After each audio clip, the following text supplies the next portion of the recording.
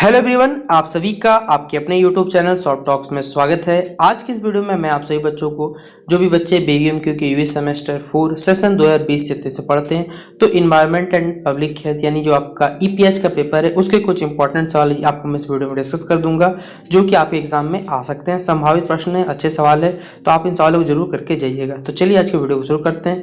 Video पसंद आए तो वीडियो को लाइक कर दीजिएगा, चैनल पर न्यू आए तो चैनल सब्सक्राइब करिएगा और बेल आइकन पर क्लिक करिएगा, ताकि इसी प्रकार BVM जुड़े हर अपडेट आपको हमारे चैनल पे मिलती रहे। डिस्क्रिप्शन बॉक्स में टेलीग्राम ग्रुप का लिंक, फेसबुक पेज का लिंक है, वहाँ जुड़ जाइए ताकि कोई भी अपडेट आएगा तो आपको मिल जाएगा। और सबसे पहले बात, इस जो PDF दिख रहा है इसका PDF आपको प्रोवाइड नहीं किया जाएगा, पहले क्लियर कर देता हूँ। आप लोग कमेंट बॉक्स में बताइएगा, तो भी कोई फायदा होने वाला नहीं है, मैं आपको पहले इसलिए क्लियर कर देता हूँ।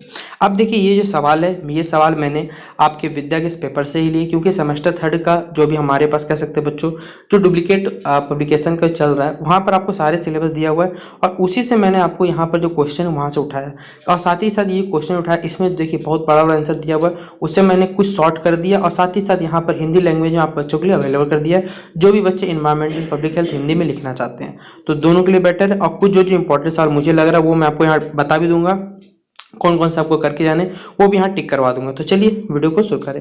पहला तो देखिए, write a short note on solid waste management in urban areas and rural area. देखिए, जो वेस्ट कचरा होता है जो हमारे घर से निकलता है, ठोस वाला, ठीक है ना, बेसिकली सॉलिड वाला, उसे हम लोग शहरी इलाकों में और कह सकते हैं जो ग्रामीण, वहाँ पर किस तरह करके इसका प्रबंधन करते हैं ये हमें बताना है। और यहाँ पर देखिए पूरा इंग्लिश में आंसर लिखा हुआ है, तो जो भी बच्चे इंग्लिश मीडियम के वो इंग्लिश में लिखना चाहते हैं तो इसके शॉर्ट रख लीजिएगा और पढ़ के आराम से अपनी तैयारी कर लीजिएगा। अब जो हिंदी मीडियम के विद्यार्थी हमारे, तो हिंदी मीडियम के विद्यार्थियों के लिए मैंने यहाँ पर लिख दिया है कि शहरी क्षेत्र में देखिए लोग क्या क्या करते हैं और ग्रामीण क्षेत्र में लोग क्या क्या करते हैं, ताकि जो हमारे घरों से जो अपशिष्ट पदार्थ निकलते हैं, जो ठोस में बेसिकली जैसे आप कह सकते हैं प्लास्टिक हो गया, जैसे मान लीजिए घर का ही कोई सामान हो गया बच्चों जो खराब हो गया बेसिकली सॉइल के रूप में, आप उसे क्या करते हैं। तो जैसे हम लोग जानते हैं कि हमारे शहर में कोई ना कोई म्युनिसिपल कॉर्पोरेशन होता है, वो क्या करता है उस कचरे को ले जाता है, एक जगह डंप कर देता है, एक जगह रख देता है, जिससे वो एक टाइम पे सड़ जाता है। उसके बाद हम लोग उसका फर्टिलाइजर या फिर कोई भी रूप में इस्तेमाल कर लेते हैं बेसिकली। तो ये शहरी क्षेत्रों में, ग्रामीण क्षेत्रों में क्या होता है ये हमें यहाँ पर देखिए लिखा हुआ है, यहाँ पर पढ़ सकते हैं कि ग्रामीण क्षेत्रों में देखिए जो कचरा है वो सार्वजनिक स्वास्थ्य और स्वच्छता के लिए गंभीर खतरा है।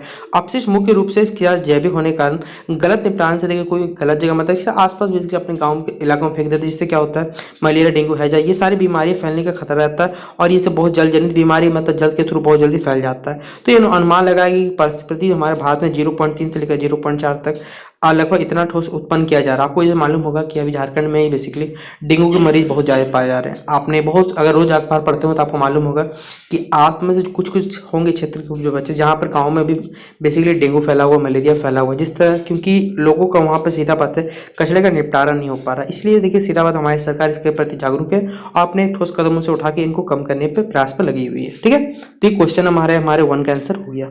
अब हमारे पास देखिए अगला क्वेश्चन है, व्हाट आर ऑक्यूपेशनल डिजीज। मतलब हम लोग देखिए काम करते हैं, जैसे मान के चलते हैं, आप एग्जांपल लीजिएगा, क्लास 7 या 8 के बुक में पढ़ा होगा। मान लीजिए जो आदमी जो लेदर का काम करते थे, हमें तो लेदर जो हमें प्राप्त होता है, या फिर जो कह सकते हैं बच्चों ऊल प्राप्त होता है। कहाँ से प्राप्त होता है? सीप से, गोट से हम लोग क्या करते हैं प्राप्त करते हैं। लेकिन जब उसको हम लोग क्या करते हैं साफ सफाई करते हैं, तो उसके जो फ्लीस में या फिर कह सकते हैं उसके जब हम साफ करते हैं उसको, तो उसमें जो बैक्टीरिया रहता है वो हमारे बॉडी में आता है और हमारे क्या बहुत सी बीमारियाँ होती है उससे हम लोग। तो ये हो गई ऑक्यूपेशनल डिजीज, इसी के अंतर्गत आता है। लेकिन कैसे करके हम इसे रोकथाम कर सकते हैं, क्या क्या बचाव के तरीके, ये हमें यहाँ पर पूछा गया, ये हम आपको बताएंगे। ठीक है, तो ये इंग्लिश मीडियम विद्यार्थी है वो आप इसे लिख सकते हैं, इंग्लिश में पढ़ के आप अपने लैंग्वेज में लिख सकते हैं, कोई जरूरी नहीं कि आपको विद्या के पेपर के लैंग्वेज में लिखना है, पहले बता देता हूँ, तो अपने हिसाब से लिखिएगा। ठीक है, देखिए व्यवसाय के रोग क्या है, तो देखिए लिख दिया गया कि एक स्वास्थ्य स्थिति या फिर विकार जिससे बहुत सारा कैंसर हो गया, विकार हो गया, आघात के बाद तनाव, बाद का तनाव हो गया, आपके काम में कामूल माहौल या फिर अपने काम संबंधी गतिविधियों का जो बीमारी होता है उसे हम लोग व्यावसायिक रोग कहते हैं। अब क्या क्या देखिए यहाँ पर हम लोग रोकथाम कर सकते हैं, तो सीधा सीधी बात है, अगर मान लीजिए कोई भी हमें बीमारी होती है, जिसे मान के चलते हैं तो कोई बीमारी मान लो, तो हम लोग सबसे पहले क्या करेंगे, जल्द से जल्द उसका इलाज कराने की कोशिश करेंगे। अपने आसपास के जो भी हमारे कह सकते हैं जो सरकारी गवर्नमेंट हॉस्पिटल है वहाँ जाके उसका ट्रीटमेंट होगा तो करवाएंगे। एक डाटा बनेगा, देखिए अगर कोई बीमारी बहुत से लोगों को होती है, सरकार भी इस पर ध्यान देती है कि हाँ इसका जल्द से जल्द निपटान किया जाए ताकि लोगों पे कम से कम फैले। तो ये हमारा व्यावसायिक रोग वाला हो गया। और एक ये सवाल आपको ऑब्जेक्टिव में भी आ सकता है, व्हाट इज BOD, क्या होता है देखिए BOD और ये क्यों हमारे लिए जरूरी है। तो इंग्लिश मीडियम के पिक्चर पर आने BOD का full form biological oxygen demand होता है, ये इंग्लिश में लिखा हुआ है। और इसको देखिए आपको एग्जाम में ये 8 नंबर का सवाल पूछा जा सकता है, बहुत अच्छा सवाल है क्योंकि EPH के पेपर में लगभग ये सवाल इंपॉर्टेंट रहता है। तो इससे आप लोग इसको अपने हिसाब से जरूर एक बार लिख लीजिएगा और इसको अपना क्वेश्चन बना के खुद से ट्राई करिएगा कि कम से कम देखिएगा 8 नंबर का सवाल आता है। मैं पहले बता दूं कि कॉपी तो चेक होता नहीं, सही से आपको मालूम होगा, लेकिन फिर भी ट्राई करिए कि अगर 8 नंबर का क्वेश्चन अगर आपके पास आता है, 8 नंबर या 6 नंबर का, एक पेज कम से कम पूरा लिखना है। आप एक लाइन छोड़ के मत लिखिए, थोड़ा सा गैप करके लिखिएगा ताकि कॉपी आपको भरा हुआ मिले सीधा सीधा, ताकि मास्टर ने जब लगे कि हाँ बच्चे ने कुछ लिखा है बेसिकली। ठीक है, तो ये हो गया बायोलॉजी वर्क से डिमांड। जो भी बच्चे लिख लीजिएगा हिंदी मीडियम में कि वह मात्रा है जो बैक्टीरिया को पानी में कार्बनिक पदार्थों का उपभोग करने के लिए आवश्यक है। कार्बनिक पदार्थ जो प्राकृतिक जल में छोड़े जाते हैं, सूक्ष्म जीवों के विकास से तेजी से वृद्धि कारण बनते हैं और अन्य जलीय जीवन के लिए आवश्यक ऑक्सीजन को संवर्धित। सीधा बात है, देखिए जल में मान के चलिए आपको मालूम है कि हमारा ऑक्सीजन घुला हुआ है, लेकिन उस ऑक्सीजन को जो भी बैक्टीरिया रहता है वो उसे अवशोषित कर लेता है, जिससे जो भी मछली या फिर जो भी जलीय जीव है उनको ऑक्सीजन की कमी हो जाती है और धीरे धीरे मर जाते हैं। तो यही बायोलॉजिकल ऑक्सीजन डिमांड होता है। फिर ये सवाल तो VBI कर लीजिए, म्युनिसिपल सॉलिड वेस्ट मैनेजमेंट, जिनका भी पहला दिन पेपर होगा ये सवाल आने की बहुत ज़्यादा संभावना है। ये सबसे VBI सवाल जहाँ तक मुझे लगता है। और क्या क्या इसके टाइप है, क्या क्या सोर्सेस है, तो देखिए म्युनिसिपल सॉलिड वेस्ट मतलब वो सीधा बात कचरा जो हमारे घर से, इंडस्ट्रियल से यानी इंडस्ट्री से निकलता है, उसे हम लोग मानते हैं। कहाँ का बहुत सारा हो सकता है, ये घरों का कचरा हो सकता है, कमर्शियल वेस्ट मतलब इंडस्ट्री से आ सकता है, इंस्टीट्यूट में बड़े बड़े इंस्टीट्यूट है वहाँ से निकल सकते हैं, जैसे कॉलेज हो गया, स्कूल हो गया। म्युनिसिपल वेस्ट म्युनिसिपल कॉर्पोरेशन वाले हो गए, जैसे स्ट्रीट वाला हो गया। फिर गार्बेज घरों से बेसिकली जो अपना कपड़ा कचरा हो गया, ऐसे राख हो गया। सोर्स क्या क्या है देखिए म्युनिसिपल सॉलिड वेस्ट के ये हम बताना है, तो ये हो गया इंग्लिश में लिखा हुआ है। अब यहीं पर देखिए हिंदी में भी लिख दिया गया कि क्या होता है क्या नहीं। नगर पालिका ठोस अपशिष्ट प्रबंधन क्या है, इसके विभिन्न प्रकार और स्रोतों को समझाइए। तो यहाँ पर हिंदी माध्यम के जो भी विद्यार्थी आप उसे लिख सकते हैं। ठीक है, तो हिंदी माध्यम के विद्यार्थी जो है ना लिख लीजिएगा, अपने हिसाब से आप एग्जाम ट्राई करिए खुद से लिखने का। फिर अगला है देखिए हमारे पास, ये हो गया हिंदी वाला ही हो गया। फिर अगला है देखिए हमारे पास एसिड अम्ल वर्षा क्या है, और ये भी सवाल इंपॉर्टेंट है, एकदम VBI कर लीजिए, पूछा जाएगा। एक ग्लोबल वार्मिंग, याद रखिएगा, विश्व उष्णन बोलते चलो। देखिए कोई बच्चा अगर वीडियो को स्किप करेगा तो उसको कुछ समझ नहीं आएगा, मैं पहले बता देता हूँ।